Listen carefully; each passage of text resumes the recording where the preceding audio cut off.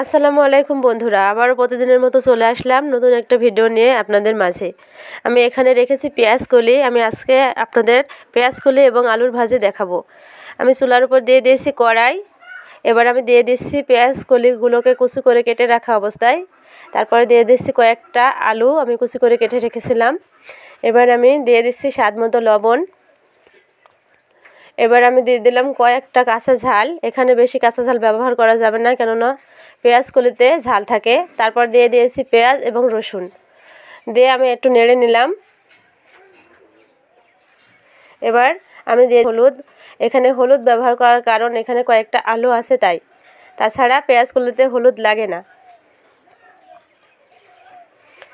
এরপর আবার আমি একটু নেড়ে নিলাম। এবার আমি ঢাকনা দিয়ে ঢেকে দিলাম।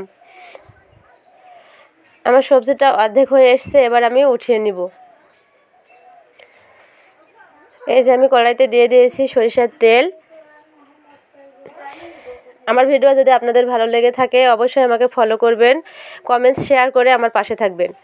এই যে তারপর আমি দিয়ে দিলাম একটা পেঁয়াজ কুচি। তারপর আমি দিয়ে দিচ্ছি পাঁচফোড়ন। এবার আমি একটু নেড়ে নিচ্ছি। এবার আমি দিয়ে দেব কুমড়ো বড়ি কুচি করে ভেঙে রেখেছিলাম, এটাকে এবার আমি ভালো মতো লাল করে ভেজে নিব।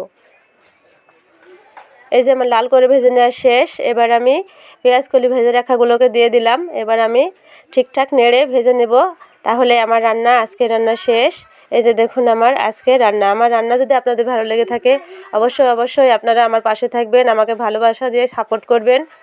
আপনাদের ভালোবাসা আমার খুব প্রয়োজন। আপনাদের ভালোবাসা ছাড়া আমি এগিয়ে যেতে পারবো না। আজকের ভিডিও এ পর্যন্তই। সবাই ভালো থাকবেন। আল্লাহ হাফেজ।